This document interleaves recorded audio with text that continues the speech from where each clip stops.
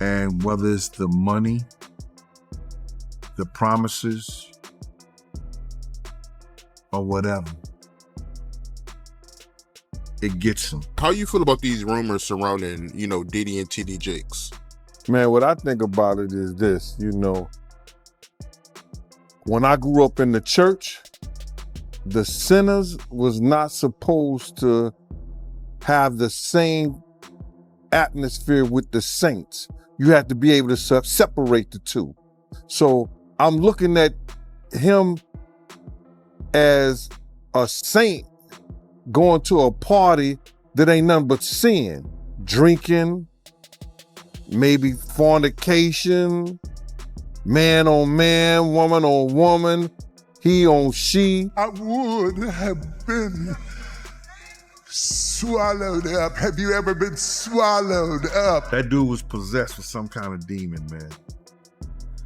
He was possessed with some kind of demon. Wanna be in all this red, this dark rooms with the music blasting. There had to be a certain temperature, a certain type of music for the vibration they were saying. Come on, bro. You better buckle up for this one. When Gene Deal speaks, it ain't just talk. It's straight up insider knowledge from the heart of hip-hop's most guarded empire. Gene wasn't no ordinary bodyguard. As Puff Daddy's personal protector, he had a front row seat to every wild party, every closed-door meeting, every whispered secret. He didn't just witness history, he was standing right next to it. And now, Gene is pulling the curtains all the way back on something nobody saw coming. The real reason Bishop T.D. Jakes suddenly dipped out from his pulpit. On the surface, Jakes' resignation looked peaceful, like a respected man of faith gracefully bowing out. But Gene? He's saying it was anything but that. He claims this wasn't just some preacher retiring, it was a strategic move to distance himself from a storm that's got Diddy's name written all over it. Maybe that'll save some souls. I know he got a contract with Revolt, so I'm just like, it's just real strange that he would be found at any kind of Diddy party or any kind of place with Diddy unless it's in a business atmosphere. So now what he's doing is he's making, he making the Christians look real bad right about now. And you've been to these parties, right? Oh yeah, I was there when he was doing the white parties in the Hamptons and the whole 9 yards. So I know what goes on at the parties. If, they probably got a little bit more freakier, as time went on, because they got to the point whereas that they didn't even care. Diddy and Jakes weren't just passing acquaintances, they were locked in. The two of them showed up together at events, cheered each other on, and formed a suspiciously tight bond that had both the gospel world and the industry crowd side-eyeing the whole situation. What really went down behind closed doors, that part's been hush-hush until now. Gene Deal just dropped a major hint that the connection between Diddy and Bishop T.D. Jakes wasn't all about church sermons and holy handshakes. Nope, Gene's saying there was something deeper and dirtier, stuff that couldn't stay buried forever. Let's get one thing clear, Gene ain't out here chasing clout. This man has been carrying secrets heavier than most could handle. From the bloody East Coast versus West Coast beef to the nastiest backroom dealings in the industry, Gene's been sitting on receipts for decades, and now he's finally piecing things together, pieces that certain powerful folks do not want stitched up. Diddy wasn't just famous, he was dangerous, smart, seductive, the type of dude who'd walk into a room and instantly flip the vibe. People wanted to be around him, just being near him felt like a come up. But behind those diamond watches and million-dollar grins, something always felt off. Gene is saying the people around Diddy weren't there by accident. Some got paid straight up, some got drawn in with shiny dreams, a big record deal, a flashy car, a spotlight moment, and others. Some folks didn't stick around Diddy out of loyalty, they stayed out of fear because once he had dirt on you, it was game over. Say no to Diddy? That could cost you your name, your career, your whole life. And when it came to T.D. Jakes, Gene's making it clear, this wasn't some casual spiritual bond. Nah, Jakes wasn't there for Bible study. He wasn't there to heal lost souls. He was in those rooms for another reason entirely, to join in. Over the years, footage and insider sources have caught Jakes in places that had nothing to do with ministry. No crosses, no choirs, no prayer circles, just velvet ropes, VIP lounges, and scenes that would make his Sunday congregation fall silent. Diddy didn't just give him access, he opened the entire vault. Money, influence, connections, and Jakes didn't flinch. He welcomed it. This wasn't just a blessed friendship, it was a full-blown partnership. Jakes, the same man who preached fire and brimstone about sin and salvation, was deep in the mix with a man known for bending every rule in the book. It wasn't about saving souls, it was about sharing power. Jakes wasn't some clueless preacher caught in the storm. He wanted in, and when things got dark, when those parties went off the rails, he didn't speak up, he looked the other way. Because Diddy didn't just give him opportunities, he gave him everything. Jakes didn't just gain from his connection to Diddy, he gave something too, his silence, his presence, his reputation. That name carried weight, and he let it be used to give credibility to something dark. Because once you're that close to the fire, you can't act like you didn't feel the heat. It used to be secretly, where people used to go to, separate rooms and different rooms, and they wasn't doing that out in the public, but now they don't care. Men kissing men and all this other that's crazy. T.D. Jakes knew what was going on, and according to Gene Deal, he didn't just ignore it, he endorsed it. Gene didn't tiptoe around it either. He named names, loud and clear. In a bombshell statement, he pointed the finger directly at Jakes, not as some clueless bystander, but as a man who was in the mix, all the way. Not lost, not confused, but participating in a side of Diddy's world that was way more sinister than anyone imagined. Gene said those parties weren't just celebrity turn-ups, they were dark, sinister, straight up evil. Behind the flashy lights and big names was a twisted underworld where manipulation ruled. Vulnerable girls, some reportedly young, were being used, passed around like props. Nobody was looking out for them, nobody was protecting them. Gene described the energy as suffocating, like a thick spiritual fog just hanging over every room. Gene says plain and simple, T.D. Jakes was right there in those same rooms. The same man who built a global empire off preaching holiness, truth, and leadership was shoulder to shoulder with one of the most infamous and allegedly dangerous power players in hip-hop. And Gene, he didn't hold back one bit. He straight up said Jakes knew. He wasn't blind to it. He wasn't tricked. He saw it with his own eyes. He felt the energy in those rooms, the manipulation, the control, the brokenness. And instead of walking away, he stayed. He made a choice to stay wrapped up in the filth, while women were being damaged and discarded like they were nothing. According to Gene, it went even deeper. Jakes wasn't just attending, he was allegedly working with Diddy. That hit different. For Gene, this wasn't just disappointing, this was betrayal on every level.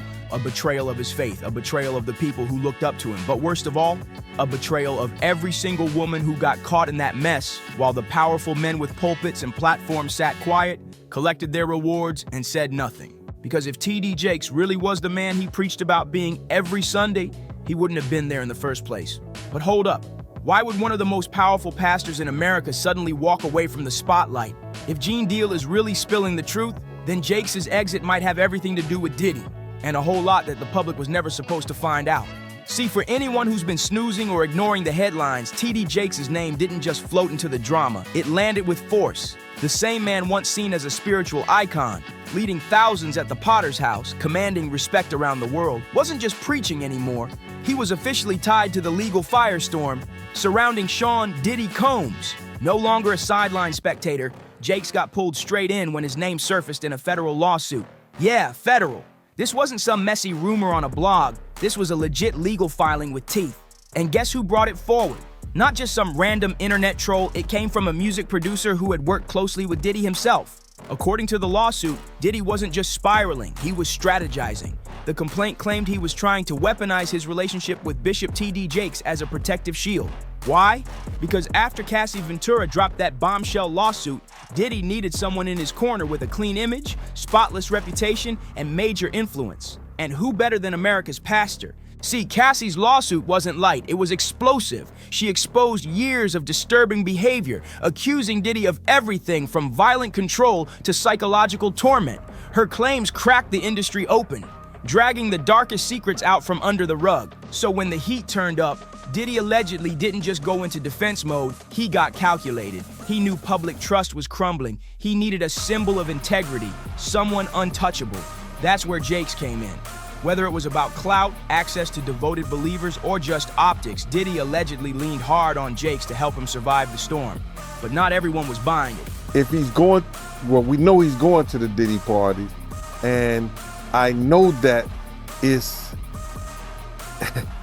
I know what usually happens at the Diddy party, or what we told this happened at the Diddy parties. Maybe he need to see it for himself, man. Maybe he need to go there and really be involved in some things that could help save some individuals while they going to those parties. Or maybe he just going to, man, it's hard to even talk about. Why would you find a religious man, you know, when you know that the saints supposed to separate themselves from the sinners? And why would a religious man like himself be at a party which ain't nothing but sin that's going on, bro? Whether it's drinking, maybe fornicating, maybe, like I said, men on men, women on women. It's hard to put in perspective unless he's involving himself what is actually going on at the parties. Diddy's legal team fired back fast, calling the federal raids on his properties over the top and theatrical.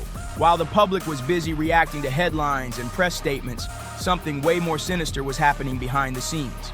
A picture started forming, not just of Diddy's alleged crimes, but of alliances, secret deals, and desperate moves to protect powerful reputations. What started as one-man scandal had turned into a whole network, and T.D. Jakes, whether he walked in willingly or got pulled in too deep, he was right in the middle of it.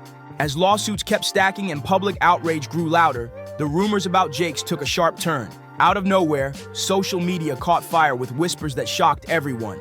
In December 2023, the Dallas Morning News reported on a growing swirl of unverified claims, accusations that T.D. Jakes had attended and allegedly hosted one of Diddy's infamous private events. Now, to be clear, no solid proof came out, no photos, no confirmations, just online smoke. But when your name's as massive as Bishop Jakes's, even whispers can set the whole internet ablaze.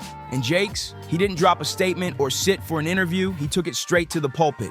On Christmas Eve at the Potter's house with cameras rolling and his entire congregation watching, he addressed the rumors in front of the people who trusted him most. He didn't sugarcoat a thing. Standing in front of thousands, T.D. Jakes looked the rumors in the eye and said, "The worst that could happen if everything was true, all I got to do is repent, sincerely from my heart."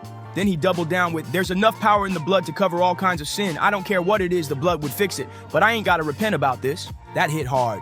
It was part sermon, part defense, and it split the room. Some folks felt like Jakes was standing tall, proclaiming his innocence, but others, they caught something deeper. Like he knew how ugly those accusations were and just how close they'd gotten to the truth. Let's not forget, Jakes isn't just some small-town preacher. He's the founder of the Potter's House, a mega church he built from scratch back in 1996.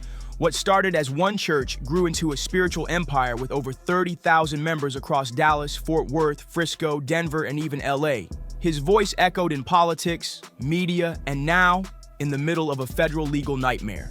That Christmas Eve service was supposed to be joyful, holy, full of peace. Instead, it turned into a moment of high-stakes damage control. A man of God standing on sacred ground trying to shake off the shadows of a celebrity world he might have been way too close to. Here's where things get even messier. T.D. Jakes and Diddy weren't just cool from a distance. They were tight, like years-deep friendship type tight. And there's plenty of receipts to prove it. Photos, videos, red carpet moments, stage appearances, you name it. These two were often seen laughing, praying, hugging, locked in like brothers from different worlds. This wasn't no surface-level link-up. Their bond ran deep and it blurred the lines between faith, fame, and power. Back in 2021, their relationship hit another level when Jakes launched a whole sermon series on Revolt Media. Yeah, Diddy's network. That move shocked a lot of people. A legendary pastor delivering sermons on a platform better known for hip-hop vibes and cultural commentary than Sunday morning messages. It raised eyebrows everywhere, but it also showed how intertwined their worlds had become. One of the most influential preachers in the game stepping into a media space built by one of the most controversial figures in music. That wasn't coincidence, that was alignment. And now fast forward to today, and everything's changing. With lawsuits stacking and federal heat closing in, Diddy just sold off his last remaining stake in Revolt Media to an anonymous buyer. No big press run, no farewell. Just a quiet, clean exit from the company he once built to be his cultural legacy. The timing? Way too perfect to be a coincidence. With Diddy drowning in legal drama and names around him getting dragged into the mud, the heat isn't just on him anymore. The spotlight's now turning to everyone in his inner circle, and that includes T.D. Jakes, a man who's been linked to Diddy for years, both behind the scenes and right in front of the cameras. So now the world's asking, did that friendship cross a line it never should have? Was Jakes really just offering spiritual advice, or was he playing a bigger, more hidden role in something way darker? One thing's for sure, this isn't just about Diddy anymore. The scandal cracked wide open, and ever since, T.D. Jakes has been moving fast. He's gone full-on damage control mode, calling the accusations lies, brushing off the whispers, trying to put space between himself and the storm. He's out here trying to dodge every bullet before it hits. But here's the twist. The public ain't falling for it. The photos, the interviews, the shared stages, it's all still out there. People remember, and no amount of public statements or last-minute sermons can erase that history. What we're witnessing now? It's a man with everything to lose trying to rewrite the script before it's too late. But let's be real, the internet never forgets, and the streets, they're screaming louder than ever. Now Bishop T.D. Jakes is taking the fight to the courts. That's right, his legal team just filed a case in the Northern District of California targeting YouTube and its parent company, Google. The mission? To unmask the identities of 4 creators behind channels accusing Jakes of attending Diddy's infamous parties and being tied to the darker corners of the entertainment world. And according to the court docs, these accounts are allegedly based in Pakistan, South Africa, the Philippines, and Kenya. Jakes' lawyers claim the videos are packed with AI-generated lies and go against YouTube's own terms. They're pressuring Google to drop the anonymity and reveal who's really behind those uploads. But not everybody's buying the fight for truth angle. In fact, plenty of folks see it as something else entirely, a desperate attempt to silence the noise, to shut down voices that are dragging old secrets back into the light. People are saying Jakes ain't trying to stop misinformation, he's trying to stop exposure. Because if even a fraction of what's being said turns out to be real, that could be the end game for the carefully crafted image he's built over decades. A fall from grace that would hit every level, spiritual, social, and global. Really, man. But to get into this lawsuit, right, Cassie, she testified that Diddy would force male escorts to urinate in her mouth during freako.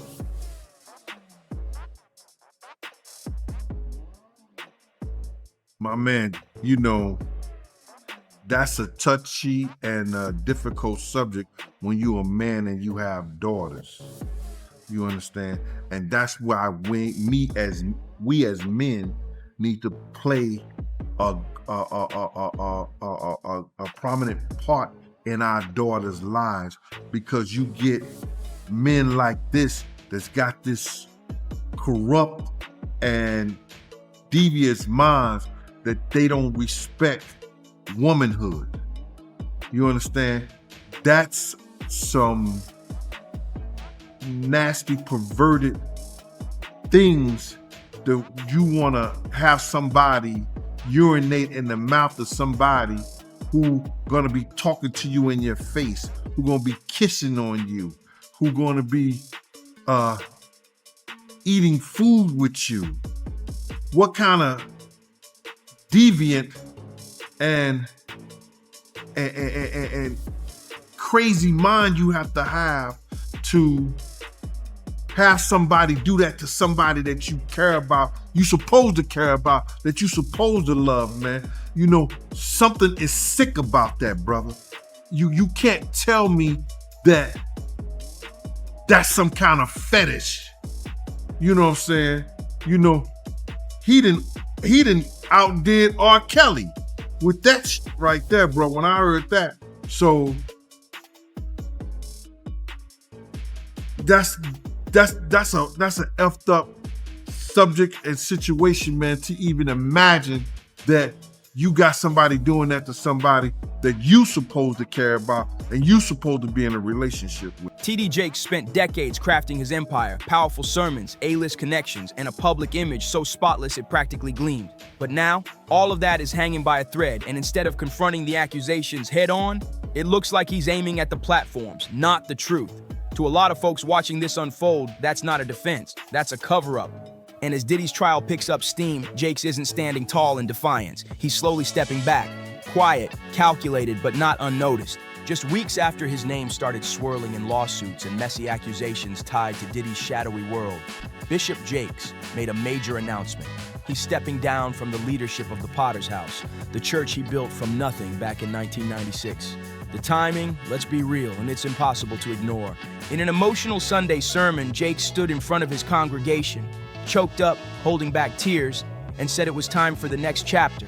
The church's future, he said, would be led by his daughter, Sarah Jakes Roberts, and her husband, Toure Roberts. He framed it as a legacy moment, spiritual, intentional, and long overdue. "This is legacy," he said, his voice cracking. Not because they're kin, but because they're the kind. He stood there on stage, holding back tears, urging the congregation to welcome Sarah and Toure with open arms, talking like the whole transition was divinely orchestrated, like it was always the plan. But outside those church walls, people were seeing right through it. To many, this wasn't a legacy move. It was an escape plan, a clean retreat right when the noise around his name was getting too loud to ignore. And some folks don't just want him gone, they want him on that stand. One person on X posted, "Wasn't this guy Diddy's bodyguard? Maybe that priest needs to be questioned in the trial." The streets are connecting dots and they're not staying quiet. This wasn't a peaceful pass of the torch. It felt like Jakes was dodging the blast. Because when your name gets linked to wild parties, disturbing lawsuits, and allegations that completely contradict everything you've preached for decades, stepping down ain't about legacy. It's about getting out before the collapse. Sure, some are hyping up Sarah and Toure as the future of the Potter's house, calling it a new beginning. But there's a heavy shadow looming over this so-called transition. People are whispering, did he really step down for legacy, or did he step down to run from the fallout? Now that T.D. Jakes has officially exited stage left, the conversation has shifted. The sermons don't match the headlines. And the streets are saying this was anything but holy. And now, this whole thing is picking up serious speed. The narrative's shifting fast, and a lot of people don't believe for a second that T.D. Jakes stepped down because he was led by God or just felt it was his time. Nah, they're saying he saw the storm brewing and got out before it could bury him. With Diddy's trial heating up and new disturbing details leaking every single week, the fear now is real that Jake's name is gonna pop back up, and this time with receipts. His long-standing relationship with Diddy, the footage of him at exclusive events, and all those whispers that never quite went away, they've got folks convinced he's way more tangled in this mess than he's letting on. And some are saying his resignation wasn't about legacy at all. It was about self-preservation.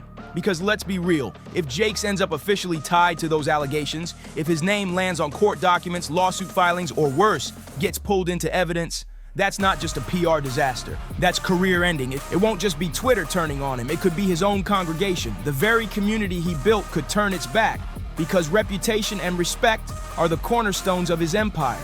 And if that crumbles, so does everything. A quiet exit, a strategic retreat, the kind that screams, "Let me step down before I get dragged down."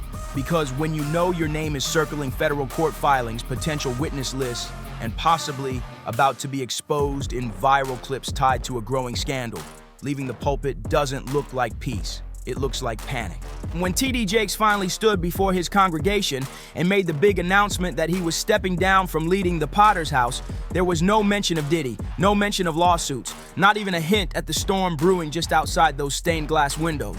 Instead, he played a softer card, one that's harder to question, his health. Jakes told the crowd he'd recently suffered a health scare, something serious enough to force him to hit pause and reevaluate his priorities. He said the years of ministry had weighed heavy on his body, that an attack made him realize it was time to slow down, rest, and focus on his well-being. He painted the picture of a wise elder making a thoughtful, self-aware decision. And honestly, it sounded believable. He's 67, he's been on stages for decades, he's written best-selling books, preached around the globe, built a massive faith empire. From the outside looking in, it made sense. T.D. Jakes carried spiritual weight for thousands, no doubt. And yeah, it's easy to buy the idea that a man like that might just need to slow down. But if you really tune in, really listen, it starts sounding less like a health update and more like a distraction. Because let's keep it real, the timing doesn't lie. This so-called health awakening didn't hit him last year when his calendar was slammed with global events and book launches. He didn't talk about stepping away during the peaceful seasons. No, he made the announcement right after his name started creeping into the Diddy mess. Right after Gene Deal dropped those bombshells, right after social media started digging and old photos and footage started crawling back from the shadows, right after whispers turned into full-on accusations. And come on, people aren't stupid. They've seen this exact play before. Public figures don't always come clean when the heat hits. They don't stand at the mic and say, "I'm scared of what's coming." Nah, they spin it, they soften the blow, they say, "I need rest," or "I'm focusing on my health." It's the classic damage control script. Shift the narrative, play on sympathy, get people to feel sorry for you instead of suspicious of you. But here's the thing, the internet doesn't forget, and neither do the people who've been paying real attention. That health excuse might sound sweet in a Sunday sermon, but to the ones following every twist of this saga, it's clear. This ain't about rest, it's about reputation, it's about survival. It's about slipping out the back door before the real storm hits it, because once those lawsuits dig deeper, once names start dropping in court, once testimonies start filling in the blanks, T.D. Jakes does not want to be anywhere near the center of that fallout. He wants to vanish quietly, wrapped in sympathy, protected by a narrative of self-care and spiritual wisdom. But here's the cold truth. Walking away doesn't erase receipts. The truth doesn't disappear just because you turn off the mic and step out the spotlight. So now we gotta ask, what's really going on? What's still hiding in the shadows? And will Jake stay buried in peace? Or is his name about to get dragged right back into the fire? Let me know what you think in the comments. Is this a graceful exit or a strategic escape? If you're into uncovering the truth behind your favorite celebrities, don't forget to like, subscribe, and hit that bell so you never miss a drop. New uploads coming daily, and trust me, you won't want to miss what's coming next.